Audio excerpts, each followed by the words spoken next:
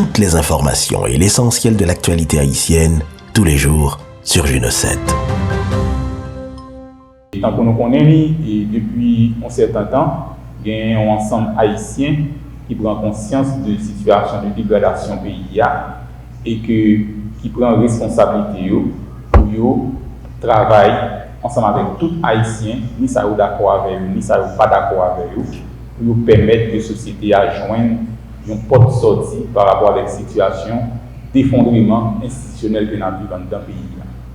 Et l'initiative ça, il passe par plusieurs étapes et que c'est une initiative qui a commencé depuis le 30 janvier 2021 dans le cadre d'une conférence qui était faite au niveau de la société civile là, sous président du pays. Il y a une déclaration qui était faite dans l'Assemblée de la société civile, ça, Forum de la société civile, et dans la déclaration, ça a été dit clairement que la société civile a décidé pour le suspendre, à observer, pour le suspendre médiateur, mais pour le venir acteur dans tout ça.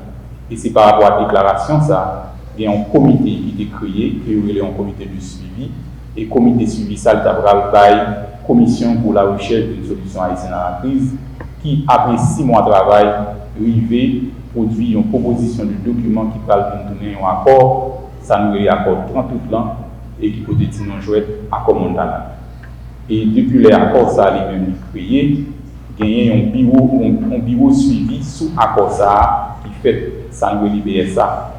Le bureau ça, c'est lui-même qui vient pour faire toute activité de mise en œuvre accord. Et une activité qui est pour le fait dans la mise en œuvre là, c'est qu'en PKMT, c'est le Conseil national de transition, qui actuellement a 44 délégués là-dedans, et qui lui-même qui est présent devant nous là, qui va le présenter nous.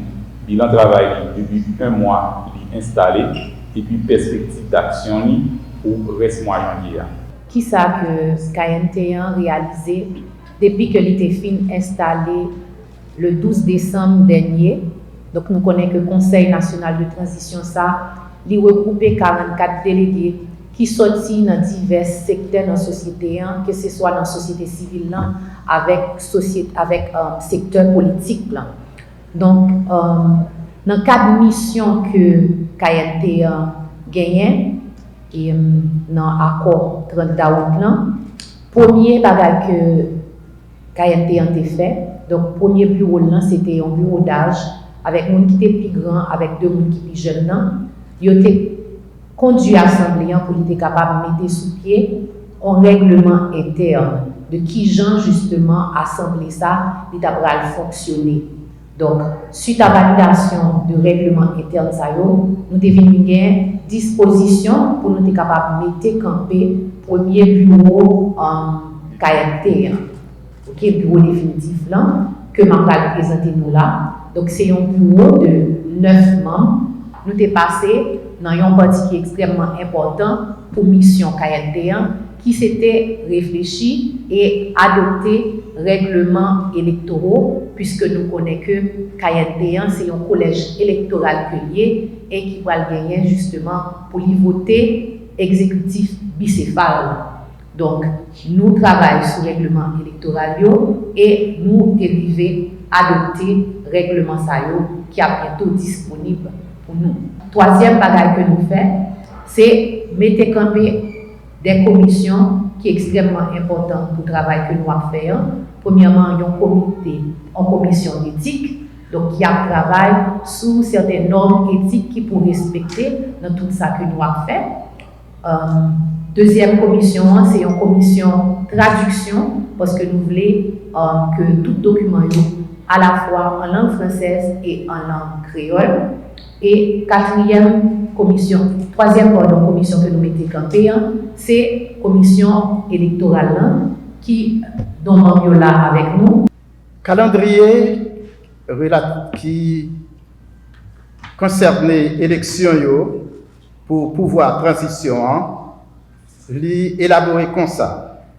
Dans date 13 janvier 2022, nous avons une sollicitation des organisations signataires par le BSA en vue de l'endossement des candidats et candidates au poste de président, présidente et de premier ministre de transition. Dans date 17 janvier 2022, c'est à échéance pour la désignation des candidates retenus par la société civile et les partis politiques au CNT via le BSA. Dans date 17 janvier 2022, c'est publication des règlements électoraux. Dans date 18 janvier 2022, c'est constitution du bureau de contentieux électoral. Dans date 17 janvier au 18 janvier, c'est réception des dossiers des candidats et candidates retenus par le BSA en vue de leur transmission au CNT. Dans date 19 janvier 2022, c'est transmission des dossiers des candidats et candidates et du rapport au CNT par le BSA. Dans date 20 janvier, c'est réception de la feuille de route par le CNT. Toujours dans date 20 janvier 2022, c'est publication de la liste provisoire des candidats et candidates approuvés par le CNT. Dans date 21 janvier 2022, c'est période de la contestation des candidats et candidates. Dans date 21 janvier au 22 janvier, c'est validation de la feuille de route par le CNT. Toujours dans date 24 janvier, c'est publication de la feuille de route. Toujours dans date 24 janvier, c'est publication de la liste définitive des candidates retenus par le CNT. Toujours dans date 24 janvier, c'est ouverture de la campagne électorale dans les médias.